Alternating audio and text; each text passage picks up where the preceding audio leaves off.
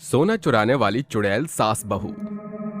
रात के घनघोर अंधेरे में दो चुड़ैलों का साया अजमल खां गांव में घुस आता है। सभी इस समय नींद में हैं। ये सही मौका है हाथ साफ करने का। और ये मंदबुद्धि चुड़ैल ज्यादा शोर मचाएगी तो चील कौवे हमारे चारों ओर मंडराने लगेंगे। फिर गांव वालों को शक हो जाएगा कि हम यहाँ चोरी के इरादे से आई हैं। वो दोनों चुड़ैल सिर से पांव तक सोने के गहनों से लदी हुई थी। फिर वो चुड़ैल एक खिड़की के अंदर झांकते हुए कहती है, अरे ओ मेरी सड़ी गली खोपड़ी वाली बहू, वो देख तिजोरियां नजर आ रही हैं। जरूर इसमें सोने के जेवरात होंगे। फिर देरी किस बात की सासू माँ?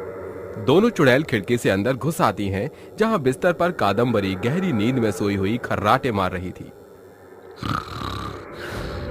सासू माँ, इसके खर्राटे तो हमें चैन से चोरी ही नहीं करने देंगे। चुड़ैल जैसे ही तिजोरी खोलती है, उसमें अनेकों चमचमाते सोने के गहने भरे होते हैं। आज तो हम सास बहू चुड़ैलों की लॉटरी ही लग गई। एक साथ इतना सारा सोना तो मेरी आंखों में ही नहीं समा रहा। चुड़ैल सोने के सिक्कों की चोरी करके हवा के झोंके के साथ उड़ती हुई अपने टूटे फूटे खंडहर पड़े घर में आती है, जहां सभी कोने में मकड़ियों के जालों के साथ चमगादड़ की टोली शोर मचा रही थी। घर के अंदर एक बड़ा सा संदूक रखा होता है।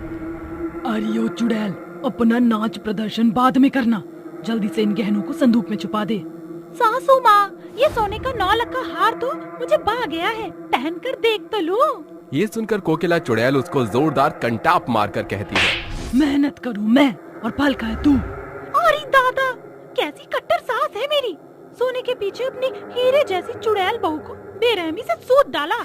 अगली सुबह कादम्बरी घर का बिखरा हाल देखकर चौखट पर बैठी छाती पीटते हुए कहती है, अरे दादा, मैं लुट गई, बर्बाद हो गई। गांव के सभी लोग कादम्बरी के पास आकर कहते हैं, अरे क्या हो गया कादम्बरी मौसी, क्यों सवेरे सवेरे गला फाड़ रही हो? का बताएं महेश बिटवा, कल रात न जाने कौन निपुत्रा चोर हमरे घर में घुसकर चोरी कर गया। सारे सोना लूट ले गया। आग लगे ओके। सभी लोग अपने अपने कामों में लग जाते हैं, लेकिन हर दिन के साथ गांव में सोने की चोरी की वारदात बढ़ती ही चली जा रही थी। एक रात दोनों चुड़ैल गांव में कदम रखती हुई कहती हैं, आज कौन से घर पर धावा बोलना है सासू माँ? बहुरिया, ये मोटे पेट वाला तो वही सुनार है ना, जिसकी सोने की दुकान गांव से बाहर है।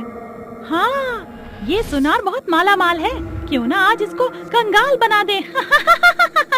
दोनों चुड़ैल अंदर घुसकर पूरे घर को छानबीन करने लगती हैं। सासू माँ, पूरा घर छान मार लिया, एक भी सोने का गहना नजर नहीं आ रहा। अरे सही से देख आलसन चुड़ैल, जरूर इस सुनार ने किसी खुफिया जगह सोने के गहने छुपाए होंगे। दोनों चोर चुड़ैल की निगाह दीवार की ताजी सीमेंट पर जाती है। इतना आलीशान घर में आखिर ये दीवार इतनी गीली क्यों है? जरूर इस सुनार ने वहाँ खुफिया तिजोरी बनाकर सोना छुपाया है। चुड़ैल अपने जादू से उस दीवार को खोदती है। वो दोनों चुड़ैल देखती हैं कि वहाँ पर सोने का भंडार है। दोनों चुड़ैल सारा सोना बाहर निकालती है। अरे सासू माँ, बुढ़ापे के साथ आपकी अकल भी घटती जा रही है। जल्दी करो, अगर ये सुनार जाग गया तो हमारा शिकार कर डालेगा, पकड़ी जाएंगे हम। दोनों चुड़ैल सोने के जेवर को बटोर कर अपने खंडहर घर में आकर उन्हें संदूक में रखकर कहती हैं, आखिरकार हमारी हर दिन की चोरी रंग ले आई। चुड़ैल सास बहू की टोली अजमल खां गांव में सबसे अमीर हो चुकी है। मेरी मंदबुद्धि चुड़ैल बहू, भले ही तू सोने के पीछे थोड़ा लालची है, पर है तू बड़े काम की चीज। हमने उस सुनार को अच्छा चकमा दिया। कहावत नहीं सुनी आपने, 100 सुनार की 1 लोहार की। दोनों चोर चुड़ैल सोने से भरे संदूक पर पसर कर पूरी रात बतियाती हैं। कुछ घंटे गुजरने के बाद सवेरा होते ही सूरज आसमान में चढ़ आता है। अरे ये रात कब होगी? सूरज डूबेगा तभी तो रात आएगी ना सासू माँ। सूरज डूबने के साथ चांद आसमान में उजागर होता है। वो पूर्णिमा की रात थी। चांद अपने पूरी रोशनी में था, जो पूरे अजमल खां गांव पर अपनी चमक उजागर कर रहा था। एक तो एकदम अजोरिया रात है, हवा भी एकदम मस्त चल रही है। अब तो मैं द्वार पर ही खटिया बिछाकर सोऊंगा। जहां पूरा गांव नींद में था, वहीं दोनों चुड़ैल स्वर्णा के घर सोने की चोरी कर रही थीं। अरे ओ मूर्ख सासू माँ, सारा सोना आज ही हजम करने की ठान कर आई हो क्या? चलो। हाँ हाँ, चल चल चल। चोर चुड़ैल दबे पांव जमीन पर चलने लगती है। तभी उनके पांव में बंधे सोने की पायलों की छम छम गांव में गूंज उठती है कि अचानक सूरज की आंख खुलती है। अरे यह कौन आधी रात घुंघरू छनका रहा है? उसकी नजर कंधे पर पोटली धरे भाग रही चुड़ैल पर जाती है। अरे बाप रे, सोने के इतने आभूषण अजमल खां गांव के तो भाग चमक गए। साक्षात लक्ष्मी मैया दर्शन देने आ गईं। नींद में होने की वजह से सूरज को सब कुछ धुंधला दिखाई पड़ रहा था। फिर जैसे ही वो आंखें मलता है, चुड़ैल को देखकर कहता है, अरे दादी, ये तो चुड़ैल है। अरे इसका मतलब गांव में हो रही सोने की चोरी करने वाला कोई और नहीं बल्कि ये चुड़ैल है। सुबह होते ही वो गांव के सभी लोगों को इकट्ठा करता है। सूरज, हमें यहाँ क्यों बुलाया है? अरे मुंह में दही जमा लिया है का? कुछ बोलते का है नहीं? अरे गांव में सोने की चोरी करने वाले का पता चल गया। वो चोर किस गांव का रहने वाला है, बता सूरज। अरे वो जिंदा नहीं बल्कि मुर्दा है। अरे 2-4 चुड़ैल ही सभी के घरों में सोना चुरा रही हैं। तो एक चुड़ैल मुझको सुनार से भिखारी बना गई। तेरी जैसे पुराने जमाने में लोग घर के जमीन में सोना गाड़ कर रखते थे, हमको बचे हुए सोने को घर की जमीन में गाड़ना होगा। आज रात वो चुड़ैल चोरी के मंसूबे से दोबारा जरूर आएगी। आने दो उसे। सभी गांव वाले चुड़ैल को आता देख घरों की छत पर, कुछ पेड़ों के पीछे तो कुछ पेड़ों के ऊपर छुप जाते हैं। तभी चुड़ैल कदम रखकर कहती है, आज एक बार में ही सारे सोने की सफाई करके ही जाएंगे। लेकिन आज सभी घर खाली क्यों है और इतना सन्नाटा क्यों है यहाँ? चुड़ैल गांव के प्रत्येक घरों को छान मारती है, लेकिन उसके हाथ कुछ नहीं आता। लगता है ये गांव वालों की कोई चाल है। दोनों चुड़ैल विशाल अवतार धरकर मुंह से आंधी उगलने लगती। गांव का माहौल एकदम भयानक होने के साथ आसमान एकदम लाल हो जाता है। सभी पेड़ बेधड़क गिरने लगते हैं कि गांव के लोग बाहर निकलकर कहते हैं, रुक जा चुड़ैल, बस बहुत हुआ। इस गांव का सारा सोना हड़पकर पहले ही अजमल खां के लोगों को गरीब बना चुकी है। अब क्या लेने आई हो? हम जानते थे कि ये तुम्हारी ही साजिश थी। सोना चुराने का बड़ा शौक है ना तुम चुड़ैलों को। आज सोना खिलाकर तुम्हें मौत के घाट उतारता हूँ। कोई फायदा नहीं होने वाला। दोनों चुड़ैल बौखलाकर सभी को इधर उधर फेंकने लगती हैं। हम हार नहीं सकते। इन चुड़ैलों को मशाल की लौ से घेरना होगा। उठो गांव वालों, ये समय कमजोर पड़ने का नहीं है। सभी मशाल की लौ से चुड़ैल को गोल घेरे में कैद करके कहते हैं, बता क्यों कर रही है तू सोने की चोरी? बताती हूँ, हम दोनों सास बहू हैं। अकाल मृत्यु के बाद हमारी आत्मा मुक्त नहीं हो सकी। हम धरती पर दर दर भटकने लगी। एक दिन हम भूख से चटपटा रही थी तो हमारी नजर इस गांव की एक औरत पर पड़ी जिसने सर से पांव तक सोने के जेवर पहने थे। हमने उसके जेवर छीनकर उसे खाकर अपनी भूख मिटाई। और फिर चमचमाते सोने के जेवर पहनना हमारा बड़ा शौक बन गया, इसलिए हम सोने की चोरी करने लगे। आज हम तुम्हारी कहानी खत्म कर देंगे। नहीं, रुको, हमको मत जलाओ, हम तुम्हारा सोना लौटा देंगे। हम भला एक चुड़ैल का यकीन क्यों करें? हमें सिर्फ सोने के गहनों का लालच है। अजमल खां गांव से 2 कोस दूर एक खंडार है। उस घर के संदूक में तुम सभी के जेवर पड़े सुरक्षित हैं। हम वादा करती हैं, इस गांव से कहीं और चली जाएंगी। गांव वाले चुड़ैल को रिहा कर देते हैं और सवेरे चुड़ैल के दिए पते पर पहुंचकर सोने से भरे संदूक को अपने गांव ले आते हैं, जिसमें चोरी का सारा सोना जब्त था। सभी के सोने उन्हें मिल जाते हैं और एक बार फिर गांव सुखद तरह से रहने लगता है। चुड़ैल का विशाल लीची हाउस। हे भगवान, इस बार मेरी खेती अच्छे से हो जाए तो मैं पूरे 101 रुपए का प्रसाद चढ़ाऊंगी। बस मेरी लीची की फसल अच्छी होनी चाहिए। रूपा नाम की एक औरत सोलनपुर नामक एक गांव में रहा करती थी। एक दुर्घटना के दौरान उसका पूरा परिवार एक हादसे का शिकार हो गया था। उसमें उसके 2 बच्चे और उसका पति सभी भगवान को प्यारे हो गए थे। तब से बेचारी रूपा विधवाओं की जिंदगी गुजार रही थी। वहीं दूसरी तरफ एक औरत होने के बाद भी वो अपने खेतों में खेती करके अपना गुजारा कर लिया करती थी। रूपा भी लीची की फसल उगा ही रही थी, इसलिए वो अपने लीची की फसल को देखने के लिए अपने खेतों में पहुंच जाती है। ओहो, लगता है मेरी फसल में पानी पहुंच नहीं पाया है। मुझे थोड़ी और मेहनत करनी होगी। जब तक फसल को अच्छा पानी नहीं मिलेगा तो फसल अच्छी कैसे होगी? इतना सोचकर रूपा ट्यूबवेल का पानी खेतों में छोड़ देती है, जिसके बाद खेतों को पानी मिलने लगता है। ये हुई ना बात। अभी मुझे लीची के और भी बीजों को लेकर आना होगा। थोड़ी खाद भी कम लग रही है, उसे भी पूरा करना होगा, तभी तो खेती अच्छी होगी। ये सोचकर रूपा अपने घर पर पहुंच जाती है। घर पर जैसे ही वो अलमारी खोलती है, उसकी अलमारी के लॉकर में एक भी रुपया नहीं होता, जिसके बाद रूपा बहुत मायूस हो जाती है। हे भगवान, ये क्या? मेरी अलमारी में तो सारा पैसा खत्म हो गया है। अब मैं फसल कैसे उगाऊंगी? तभी रूपा को न चाहते हुए भी अपनी शादी के गहने बेचने पड़ जाते हैं। इन्हें बेचने के अलावा मेरे पास और कोई उपाय नहीं है। अगर इस साल भी फसल अच्छी नहीं होगी तो साल भर की मेहनत खराब हो जाएगी। बेचारी रूपा अपने गहने लेकर सुनार के पास बेच देती है, जिसके बाद वो उन पैसों से खाद और लीची के बीज लेकर आती है, जिसके बाद वो फिर से कड़ी मेहनत करके अपनी लीची की फसल उगाना शुरू करती है। कुछ ही समय में रूपा की लीची की फसल बहुत अच्छी उग जाती है। आखिरकार मेरी मेहनत रंग लाई। लीची की फसल तो बहुत अच्छी उगी है। कल से मैं लीचियों को बेचना शुरू कर दूंगी। उस रात रूपा खुशी खुशी पेट भर के खाना खाकर सो जाती है। अगले दिन जैसे ही सवेरा होता है, वो अपनी लीचियों की फसल से लीचियां तोड़ने के लिए वहां पहुंच जाती है, ताकि वो बाजार में जाकर उन्हें अच्छे खासे दामों पर बेच सके। लीचियां तोड़ने के बाद रूपा सभी लीचियों को गांव के बाजार में ले जाकर बेचने लगती है। आओ आओ, मीठी मीठी लीचियां खाओ। ऐसी प्यारी प्यारी मीठी मीठी लीचियां कभी नहीं देखी होंगी, जितनी स्वादिष्ट मेरी लीची है वैसी यहाँ पर किसी के पास नहीं है। बहुत मेहनत करके इनको उगाया गया है। एक बार खाओगे तो बार बार आओगे। लीचियों को देखकर गांव वाले रूपा के पास भीड़ लगाकर खड़े हो जाते हैं। तभी गांव वाले उसकी लीची देखकर उसे कहते हैं, अरे वाह रूपा बहन, लीचियां तो देखने में बहुत ही स्वादिष्ट लग रही हैं। एक काम करो, मेरे लिए 2 किलो लीचियां तोल दो। क्यों नहीं भाई साहब, अभी देती हूँ आपको लीचियाँ। लगता है पूरे गांव में सबसे ज्यादा अच्छी लीचियों की फसल केवल तुम्हारी ही हुई है रूपा बहन। दिखने में तो बहुत ही रसीली लग रही है। ऐसी कौन सी मेहनत कर ली तुमने अपनी लीची की फसल में? दिन रात मेहनत करने के बाद अच्छी फसल नहीं होगी तो कैसी होगी बसंती बहन? अब जरा बातें तुमसे बाद में करूंगी, मैं पहले अपनी लीचियों को बेच दूं। कुछ लोग तो रूपा से उसकी अच्छी फसल देखकर भी चिढ़कर वहां से चले जाते हैं और कुछ लोग उसकी कई सारी लीचियां खरीद कर ले जाते हैं। शाम होते होते रूपा की कई सारी लीची बिक जाती हैं, साथ ही साथ अच्छी खासी कमाई भी हो जाती है। अरे वाह, मेरी मेहनत रंग लाई। आखिरकार अच्छी खासी कमाई हो ही गई है। हे भगवान, बस ऐसे ही अपनी कृपा मेरे ऊपर बनाए रखना। रूपा खुशी खुशी अपने घर जाती है और रात को खाना खाकर सो जाती है।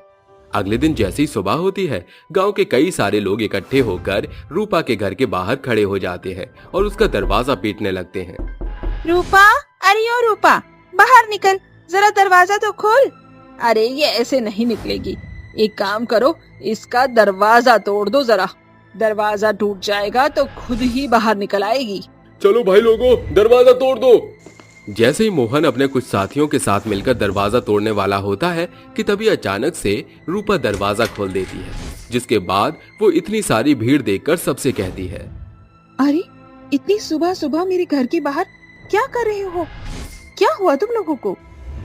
कलमुही करमजली, क्या तुझे थोड़ी भी शर्म नहीं है हम लोगों को कीड़े मकोड़े वाली लीची देते हुए? तेरी लीचियां खाकर देख कितने लोगों की तबीयत खराब हो गई है। ये तुम कैसी बात कर रही हो?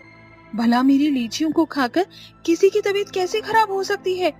मैंने तो बिल्कुल ताजी ताजी लीचियां बेची है लोगों को। झूठ मत बोल रूपा, देख मेरा बच्चा सुबह से ही उल्टियां कर रहा है, ऊपर से मेरे पति की भी तबीयत खराब हो रही है।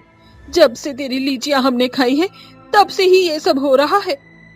मेरे ऊपर ऐसा झूठा इल्जाम मत लगाओ, भला मैं किसी को नुकसान क्यों पहुंचाऊंगी? अरे तुम लोग इसकी बकवास क्यों सुन रहे हो? एक काम करो, इसे हमारे गांव से बाहर निकाल दो, इसी में हमारे गांव वालों की भलाई होगी। हाँ, बिल्कुल सही कहा आपने, इसे तो इस गांव से तड़ी पार ही कर देना चाहिए। गांव के सभी लोग मिलकर रूपा को गांव से तड़ी पार कर देते हैं, जिसके बाद रूपा जंगल के अंदर एक नदी में जाकर खुदकुशी कर लेती है। लेकिन मरने के बाद भी रूपा को शांति नहीं मिलती, जिसके बाद वो एक बहुत भयानक चुड़ैल बन जाती है। ऐसी दुनिया है यहाँ, किसी को भी किसी का दर्द दिखाई नहीं देता, मानो जैसे किसी के अंदर इंसानियत नाम की चीज ही नहीं है। कितने समय से मैं लीचियों की खेती में मेहनत कर रही थी, लेकिन गांव वालों ने मुझे ही कसूरवार बनाकर गांव से निकाल दिया। अब मैं क्या करूं?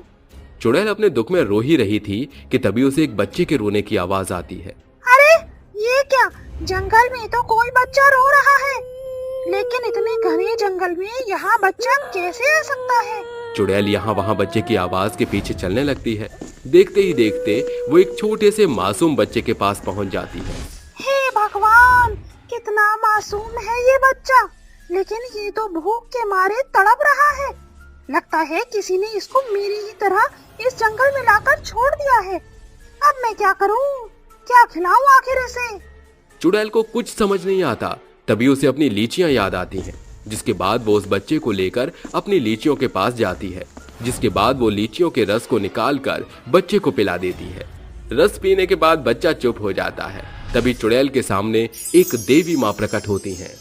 तुम कितनी अच्छी हो, तुम्हारी तरह तुम्हारा दिल भी साफ है। मरने के बाद भी तुम्हें इस बच्चे को मार कर खाने का मन नहीं हुआ और तुमने इसे चुप कराने के लिए इसका ध्यान रखा, इसीलिए मैं तुम्हें कुछ देना चाहती हूँ। तभी देवी माँ चुड़ैल को एक लीची देती है। ये कोई मामूली लीची नहीं है, इस लीची को कहीं भी खुली जगह में रख देना, उसके बाद इसका कमाल देखना, और हाँ, इस बच्चे का अच्छे से ख्याल रखना। आज से इसकी जिम्मेवारी तुम्हारी हुई। इतना कहने के बाद देवी वहां से गायब हो जाती हैं। जिसके बाद चुड़ैल उस लीची को एक खुली जगह में जाकर रख देती है।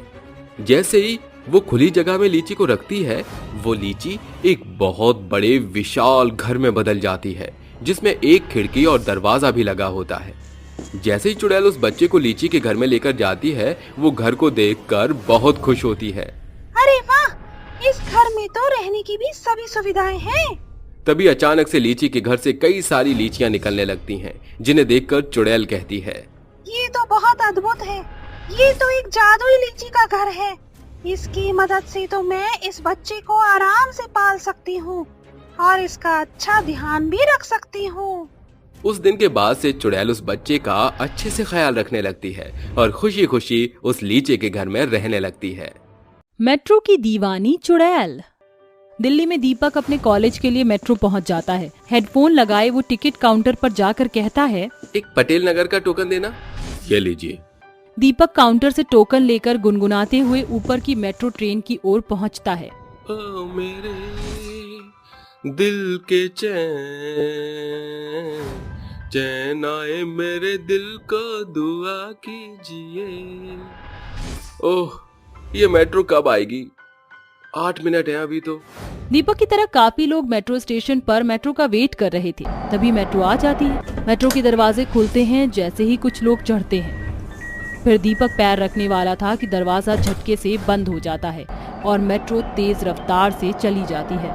मेट्रो पर खड़े कुछ पैसेंजर असमंजस में होते हैं और गुस्से से टिकट काउंटर पर जाकर बोलते हैं, साथ ही दीपक भी। अरे ये कैसा सिस्टम है आप लोगों का? ना तो मेट्रो टाइम पर आती है, ऊपर से मेट्रो अभी तो अचानक से सारे दरवाजे बंद हो गए। अगर कहीं किसी को लग जाती तो इसका हर्जाना आप तो भरेंगे नहीं। और क्या, ऐसे थोड़ी ना होता है। अभी मेरे पैर में लग जाती तो मेरा तो पैर कट जाता, जिंदगी भर के लिए घर बैठ जाता। दूसरी बात, हम अपनी अपनी जगह पर जाने के लिए लेट हो रहे हैं। देखिए, हमें दुख है, आपके साथ जो हुआ उसके लिए हम आपसे माफी चाहते हैं। कृपया अगली मेट्रो ट्रेन 10:05 पर आएगी, तब तक के लिए आप थोड़ी प्रतीक्षा कीजिए। धन्यवाद। ठीक है, पर आगे से आप इन चीजों का ध्यान रखना। ऐसा कहकर दीपक और सभी पैसेंजर्स वापस मेट्रो की ओर जाते हैं। कुछ देर में मेट्रो फिर से आती है। तभी सारे पैसेंजर्स उसमें चढ़ते हैं और फिर से मेट्रो के अंदर बैठी चुड़ैल जोर से दरवाजे को बंद कर देती है और हंसकर कहती है, मजा आया ना तुम लोगों को? मुझे तो बहुत मजा आया है तुम्हारे साथ ऐसे खेलने में और इन दरवाजों को तो बंद करने में। अब देखो क्या करती हूँ। ये कहकर चुड़ैल हाथों से जादू करती है और मेट्रो की सारी लाइटें जलने बुझने लगती हैं। ये सब देखकर मेट्रो के लोग डरने लगते हैं और कहते हैं, अरे अब ये क्या अचानक से होने लग गया? ये मेट्रो वाले भी ना, पता नहीं कैसा सिस्टम है इन लोगों का। अरे भाई, ऐसा क्यों बोल रहे हो? क्या पता लाइट में कोई फॉल्ट आ रहा हो। हाँ, हो सकता है। तभी मेट्रो में आंधी चलने लगती है। लोग इधर से उधर गिरने लगते हैं और फिर उठते हैं। तभी मेट्रो तेज रफ्तार से भागती है, जिससे लोगों को डर लगने लगता है और आसपास की सीट पकड़कर कहते हैं, अरे ये मेट्रो इतनी तेज रफ्तार से कैसे हो गई? अरे पागल है क्या ऑफिसर जो ऐसे मेट्रो चला रहा है? अब आया मजा इनको तड़पता हुआ देखकर मुझे। मम्मा मम्मा, मेट्रो ट्रेन इतनी तेज क्यों भाग रही है मम्मा? डरो मत, मुझे पकड़ लो। पता नहीं आज ही मेट्रो कैसे चल रही है सुबह से। इन मेट्रो वाले लोगों की अथॉरिटी से कंप्लेंट करनी ही पड़ेगी, बहुत हो गया इनका। ऐसे तो किसी की जान चली जाएगी। तभी मेट्रो अचानक से अंडरग्राउंड में रुक जाती है। वहाँ की लाइट फिर से जलनी बुझने लगती है और हंसते हुए चुड़ैल आती है। साथ ही मेट्रो की एक स्टाफ भी आता है। आप सब डरिए मत, आप बिल्कुल सेफ हैं। अभी थोड़ी देर में मेट्रो ठीक हो जाएगी। मेट्रो ठीक नहीं होगी क्योंकि तुम सब लोग इससे आगे तो जा नहीं पाओगे। एक एक करके मैं तुम सबको मार डालूंगी। चुड़ैल, भला ये यहाँ कैसे हो सकता है? ओ माय गॉड चुड़ैल, अब क्या होगा मेरा? आलतू जलालतू आई बला को ठालतू, आलतू जलालतू आई बला को ठालतू, जजंतरम ममंतरम जजंतरम ममंतरम। तेरे इन आलतू जलालतू फालतू मंत्रों से कुछ नहीं होगा। अब तुम दोनों में से कोई नहीं बचेगा। पर हमने तुम्हारा क्या बिगाड़ा है? क्यों हमें मारना चाहती हो? बस मुझे मारना है, मारना है, मारना है, किसी को नहीं छोड़ूंगी। इस तरह से चुड़ैल सभी लोगों को मार डालती है, जिसके बाद वो सारे लोग गायब हो जाते हैं। ऐसे ही मेट्रो में जो भी आता चुड़ैल उसे मार डालती। कभी किसी को दरवाजे के बीच फंसा देती, तो कभी एक्सीलेटर पर, तो कभी उसने चलती मेट्रो के आगे सफाई कर्मचारी को धक्का दे देती है। इन सब घटनाओं को देखकर सुनकर चंचल नाम की लड़की कहती है, आखिर इस तरह से लोगों को मारकर तुम्हें क्या हासिल होता है? मजा आता है मुझे, अच्छा लगता है। मैं जानती हूँ इसकी कोई वजह है, बिना मकसद के तो कोई कुछ नहीं करता। जरूर तुम भी शायद किसी चीज का बदला ले रही हो। बोलो, ले रही हो? हाँ, ले रही हूँ मैं बदला। 6 महीने पहले मेरे पति मुझे मेरे गांव से यहाँ लेकर आए क्योंकि मैंने उनसे यहाँ आने की जिद की थी। दरअसल मैं सिकंदरपुरी के गांव में रहती थी, बचपन से ही वहीं पली बड़ी थी, इसलिए देहाती थी। गांव में 8वीं तक पढ़ाई के बाद कम उम्र में एक शहर के लड़के सोहन से शादी कर दी गई। 1 साल वह मेरे साथ वहीं रहे, लेकिन अगले साल वो मुझे गांव में छोड़कर शहर नौकरी करने चले गए। कभी कभी आया करते थे तो मेट्रो की बात किया करते थे। धीरे धीरे मेरे मन में मेट्रो में जाने की ख्वाहिश जगी। मेट्रो में ऐसी चिड़िया होती है, मेट्रो में ठंडक होती है, उसके दरवाजे अपने आप खुल जाते हैं, अपने आप बंद हो जाते हैं। मन ही मन मैं मेट्रो की दीवानी बन गई थी। इस बार जब वो शहर आए तो एक दिन मैंने उनसे कहा, सोहन, इस बार मैं आपके साथ दिल्ली जाना चाहती हूँ। मेट्रो में बैठकर घूमना चाहती हूँ, प्लीज मुझे ले चलिए। क्या बोला तुमने? जरा फिर से एक बार बोलना। तुमने अपनी शक्ल देखी? अपने कपड़े पहनने का तरीका देखा है? बिल्कुल ही अजीब है। ऐसे मैं तुम्हें कैसे दिल्ली अपने साथ लेकर जाऊं? कहीं मेरे बॉस ने तुम्हें देख लिया तो वो बोलेंगे कि कैसी बीवी से शादी कर ली है मैंने। देखिए, आप ऐसे मत बोलिए। आप कहो तो मैं शहर के हिसाब से खुद को ढाल कर चलूंगी। आपको अपने बॉस या किसी और के सामने शर्मिंदा नहीं होने दूंगी। प्लीज मुझे ले चलिए, मुझे मेट्रो में जाना है। सोहन, बहू इतना कह रही है तो ले जा, 2-4 दिन घुमा के यहीं छोड़ दियो। ठीक है माँ, मैं कल ही इसे अपने साथ ले जाऊंगा। सोहन अगले दिन उसे दिल्ली ले जाता है, साथ ही उसे थोड़े वेस्टर्न कपड़े दिला देता है, जिसके बाद वो उसे मेट्रो में ले आता है। तो उसे एक्सीलेटर पर पाँव रखना नहीं आता तो सोहन को पकड़ लेती है, जिससे आसपास के लोग हंसने लगते हैं। अरे इसे तो एक्सीलेटर यूज करना भी नहीं आता। पता नहीं कैसे कैसे लोग मेट्रो में आ जाते हैं। देख लिया, तुम्हारी वजह से कितना एम्बैरेसिंग हो रहा है मेरे लिए। ठीक से खड़ी रहो ना। जी खड़ी हूँ।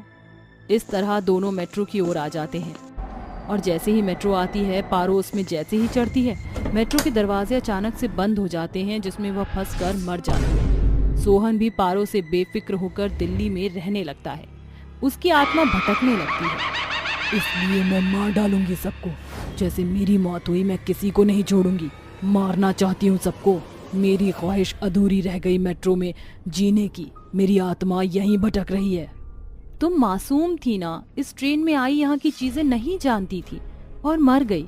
तुम्हारी तरह बाकी लोग भी मासूम हैं, जिन्हें तुम बेवजह मार रही हो।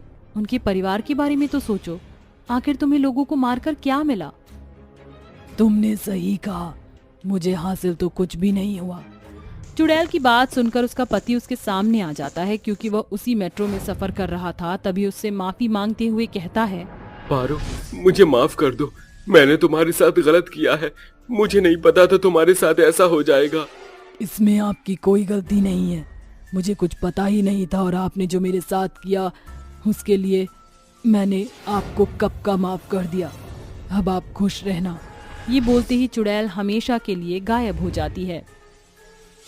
गांव के किनारे एक ऐसी बड़ी नदी थी जहां बहुत सारी अनेक प्रकार की मछलियां थी। साथ ही वो जगह इतनी खूबसूरत थी कि उस गांव के नजदीकी शहर से लोग वहां आकर अक्सर बोटिंग किया करते थे। एक दिन पायल शहर से गांव में घूमने अपने 5 साल के बेटे के साथ आती है और उस नदी को देखकर कहती है, वाह, इस नदी के बारे में जितना सुना था उससे भी ज्यादा खूबसूरत जगह है ये। गोलू बेटा नदी में जाओगे मम्मा के साथ, बोटिंग करोगे? हाँ मम्मा, मैं तो नाव में बैठना है। पायल ये कहते ही नाविक से बोटिंग करने के लिए कहती है, जहां दोनों माँ बेटे नाव में बैठकर बोटिंग करने लगते हैं। वहां की मछलियों को अपनी नाव के आसपास मस्ती करते हुए देखते हैं। ये देखकर गोलू ताली बजाने लगता है। तभी पायल कहती है, बेटा अच्छा लगा आपको? मजा आ रहा है? देखो कितनी सारी फिश है, गोल्डन कलर की, और ये देखो छोटी सी मछली। हाँ मम्मा, मेरे को बहुत अच्छा लग रहा है। दोनों नदी की तरफ पानी में देख रहे थे। तभी उसमें से एक बेहद डरावनी चुड़ैल निकलकर आती है और दोनों को पकड़कर कहती है, अब तो गई और तेरा बच्चा भी गया, छोड़ूंगी नहीं मैं तुम दोनों को। हे भगवान, इतनी बड़ी चुड़ैल कहाँ से आ गई? कोई बचाओ मुझे और मेरे बच्चे को। भैया हमें बचाइए वरना ये हमें मार डालेगी। अरे मुझे तुम दोनों के चक्कर में नहीं फंसना। अरे मैं तो जा रहा हूँ वरना ये चुड़ैल मुझे भी खा जाएगी। मम्मा, भूत मम्मा। डर मत गोलू बेटा, मैं तेरे साथ हूँ। नाव वाले भैया आप हमें छोड़कर कैसे जा सकते हैं? पायल उस नाविक से मदद की गुहार लगाती है, लेकिन वो नाव वाला नाव से कूदकर उन्हें छोड़कर चला जाता है। तभी चुड़ैल दोनों को पकड़कर कहती है, वो डरपोक तो तुम दोनों को छोड़कर भाग गया। अब तुम दोनों का क्या होगा? मरने के लिए तैयार हो जाओ। देखो मैं यहाँ नहीं रहती, भगवान के लिए मुझे और मेरे बच्चे को छोड़ दो। क्यों हमें मारना चाहती हो? ऐसे कैसे छोड़ दूं? और वैसे भी जो भी इस नदी में आता है मैं उसे जिंदा मार देती हूँ। मैं न तुम पर रहम खाऊंगी और ना तुम्हारे छोटे से बच्चे पर। ये कहते ही चुड़ैल पायल और उस बच्चे को बेरहमी के साथ मार डालती है। आखिर क्यों चुड़ैल ने इन दोनों की जान ले ली? क्या चुड़ैल का पायल और उसके बच्चों से कोई नाता था या कुछ और बात थी? आखिर क्यों चुड़ैल नदी में आने वाले इंसान को मारा करती थी? जानने के लिए कहानी के पहलुओं को सुलझाते हैं। कुछ दिन बाद वहाँ एक कपल बोटिंग करते हैं। दोनों एक दूसरे के प्यार में डूबे थे और नदी के बीचों बीच उनकी नाव रुकी थी। जानू, तुम मेरे लिए क्या क्या कर सकते हो? अरे जान, तुम कहो तो तुम्हारे लिए आसमान से तारे तोड़ लाऊं। तुम कहो तो ये जग छोड़ दूं। तुम कहो तो हर किसी से मुंह मोड़ लूं। बस तुम कहो तो। अरे वाह जानू, इतनी अच्छी शायरी मेरे लिए। अरे तुम लैला मजनू का हो गया हो तो अब मैं नाव आगे बढ़ाऊं। लो, अभी भी नहीं सुना इन्होंने। ये कहकर नाविक जैसे ही नाव आगे बढ़ाता है तो यकायक उस नदी में एक भयानक बवंडर आता है। तभी वो लैला मजनू, हमारा मतलब सुमन और प्रवीण, इस बवंडर से डर जाते हैं और कहते हैं, अरे ये रोमांटिक माहौल में तूफान कैसा? प्रवीण जल्दी से कुछ करो, ये बवंडर हमारी ओर आ रहा है। अरे ये कोई चूहा तो है नहीं जिसे मैं पकड़ लूं। अरे भागो यहाँ से, तुम देख क्या रहे हो? नाव आगे बढ़ाओ भैया। नाव वाला जब तक नाव आगे बढ़ाता बवंडर तेजी से उनके पास आ चुका था, जिसके बाद उनकी नाव पलट गई थी और तीनों पानी में गिर गए थे। तभी उस बवंडर के बाद चुड़ैल आती है और हवा में उड़ते हुए कहती है, इतना डर क्यों रहे हो? नदी में मस्ती करनी ही तो आए थे। आज के बाद कभी मस्ती करने लायक नहीं रहोगे। बचाओ कोई हमें, चुड़ैल से बचाओ। प्रवीण मैं डूब रही हूँ, मुझे बचाओ। अरे ओ पागल औरत, या मैं खुद को तो बचा नहीं पा रहा, तुझे कैसे बचाऊं? वेल डन, बहुत बढ़िया। तुम तो मेरे बिना मारे ही मर जाओगे क्योंकि तैरना तो आता नहीं। नाव वाला स्मार्ट था जो तैर कर निकल गया और तुम शहर के छपरी लोग ची ची ची ची ची ची ची ची। ये कहते ही चुड़ैल उन दोनों को भी जान से मार डालती है। ऐसे जो भी उस नदी में आता चुड़ैल उन सबको बेरहमी से मार डालती। ऐसे ही एक दिन प्रेरणा अपने स्कूल के बच्चों को उस नदी के किनारे पिकनिक पर लाई थी। बच्चों, तुम सबने कभी गांव में मस्ती नहीं की, इसलिए आज मैं तुम्हें पिकनिक पर लाई हूँ। सबसे पहले हम नाव में बोटिंग करेंगे। ये अब तो मजा आएगा। और ये यहाँ का वातावरण कितना अच्छा है। कुछ देर बाद प्रेरणा अपने सभी बच्चों को लेकर नाव में बैठ जाती है, जिसके बाद नाविक उन्हें नाव में घुमाता है। बच्चे वहाँ का मौसम और मछलियों का बार बार उनके सामने आकर वापस नदी में डुबकी मारना देखकर बहुत खुश हो रहे थे। बच्चों, तुम्हें अच्छा तो लग रहा है? हाँ मैम, यहाँ तो बहुत मजा आ रहा है, स्कूल से भी ज्यादा। सभी मस्ती कर रहे थे, तभी अचानक से उनकी नाव पानी में हिलने लगती है। फिर तेजी से उनकी तरफ एक बवंडर आता है। ये देखकर प्रेरणा कहती है, अरे ये क्या हो रहा है? बच्चों अच्छे से नाव पकड़ लो, डरना मत। भैया ये क्या हो रहा है? अरे लगता है फिर से वो चुड़ैल आ रही है। अरे जल्दी से नाव भगाता हूँ। नाविक नाव को जल्दी बढ़ाता है। इतने में चुड़ैल आकर उनकी नाव रोक लेती है और कहती है, ये बच्चे फिर से मेरी नजरों के सामने आ गए। अब तो इन्हें मैं बिल्कुल नहीं छोड़ूंगी, मार डालूंगी इन सबको।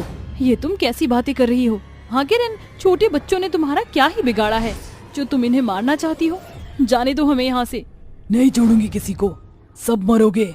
देखो ऐसे मत करो, एक बार इन मासूम बच्चों की आंखों में देखो। क्या तुम अभी इन्हें मारना चाहोगी? प्रेरणा की बातें सुनकर चुड़ैल बच्चों की आंखों में देखती है, जिसके बाद उसे अपनी गलतियों का एहसास होता है और वो कहती है, मुझे माफ कर दो, मुझसे गलती हो गई। अपने बदले के चक्कर में मैं अंधी हो गई थी, जो लोगों को मारती गई। क्या तुम मुझसे अपना दर्द बांटना चाहोगी? हाँ, 1 साल पहले की बात है। मैं इस नदी पर अक्सर मछलियाँ पकड़ने आती थी। एक दिन 4 बच्चे इस नदी के किनारे खेल रहे थे। मैंने उन्हें देखा तो कहा, ये क्या कर रहे हो? चलो भागो यहाँ से, ये नदी बहुत गहरी है, खतरा है यहाँ। आप हमें ऐसे भगा नहीं सकती।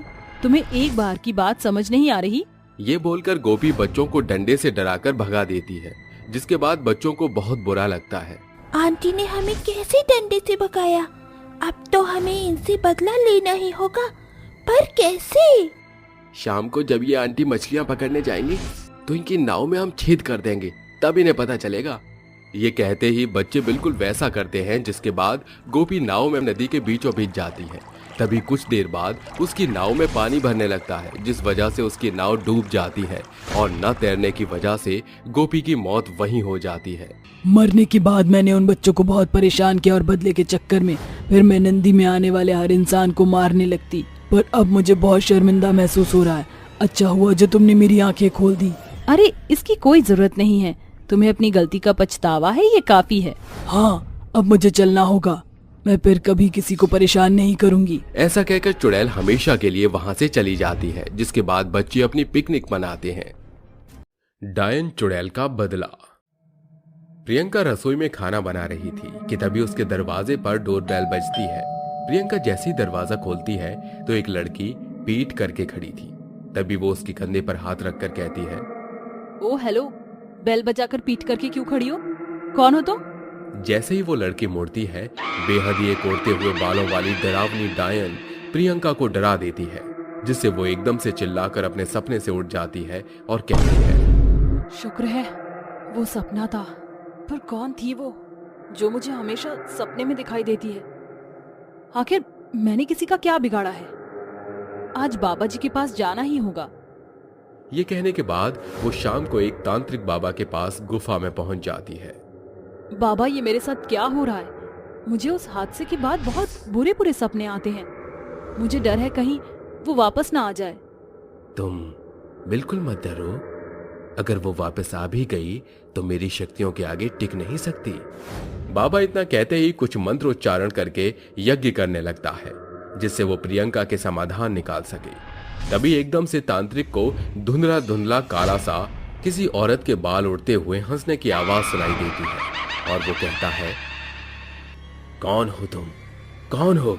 सामने आओ, सामने आओ मेरे तुम, जो भी कोई काली शक्ति हो मेरे सामने आओ। तांत्रिक इतना कहकर ध्यान लगा ही रहा था कि अचानक से उसके यज्ञ में एक धमाका होता है और वो कहता है, ये काली शक्ति तो बहुत ताकतवर लगती है, इसने मुझे पहचानने नहीं दिया। मैं इसकी शक्ल देखने ही वाला था बस। खैर, मैं इतना ताकतवर हूं, इस काली शक्ति का पता लगा कर ही रहूंगा। कुछ दिन बीत जाते हैं। प्रियंका जब बाथरूम में अपना मुंह धोने गई तो नल की जगह से उसमें खून आने लगा। ये देखकर वो बहुत डर जाती है। तभी पीछे से डरावनी आवाज आती है, कौन है जो ये सब कर रहा है? तुम भूल गई मुझे, याद करो मैं कौन हूँ। शायद तुम्हें तुम्हारे बुरे कर्म याद दिला दे। ये क्या बोल रही हो तुम? मैंने ऐसा कुछ नहीं किया।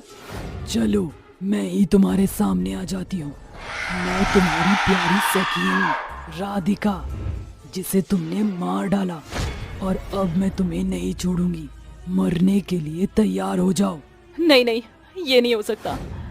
मुझे छोड़ दो, मुझे माफ कर दो। तूने सोचा एक बार भी मेरे बारे में? जब तुझे ये ख्याल नहीं आया कि तू मुझे छोड़ दे, अब तेरी माफी से मेरी जान तो वापस आ नहीं सकती। देखो मुझे जाने दो, प्लीज प्लीज छोड़ दो। बस, बहुत बकवास सुन ली मैंने तेरी। अब मरने के लिए तैयार हो जा।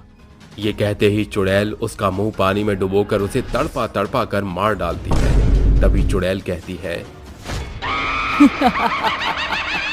आखिरकार तुझसे मैंने अपना बदला ले ही लिया, लेकिन पूरा होगा जब उस तांत्रिक को तुझसे भी ज्यादा बुरी मौत दूंगी, क्योंकि उन सब के पीछे सिर्फ उसी का ही हाथ था ऐसा करने में। तांत्रिक, मैं आ रही हूँ। ये डायन चुड़ैल आ रही है तुझसे अपना बदला लेने के लिए।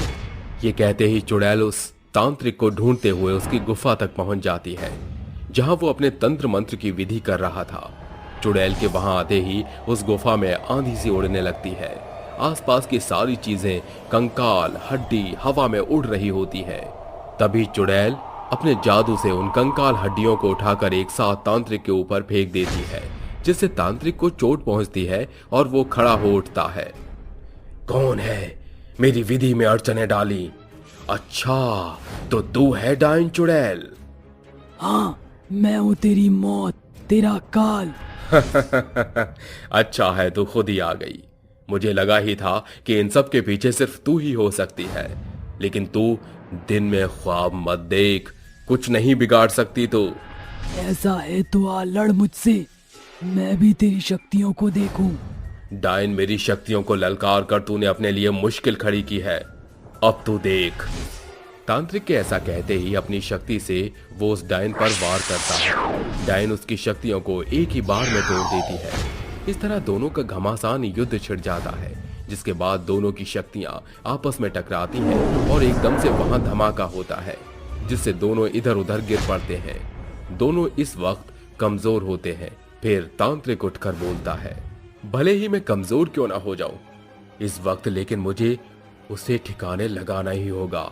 ओम भीम क्लीम चामुंडाई विचय नमः स्वाहा स्वाहा स्वाहा। तांत्रिक के मंत्र पढ़ते ही डायन अपने भयंकर रूप में आकर उठ खड़ी होती है और कहती है, तांत्रिक, मैं तुझे नहीं छोड़ूंगी, मरने के लिए तैयार हो जा।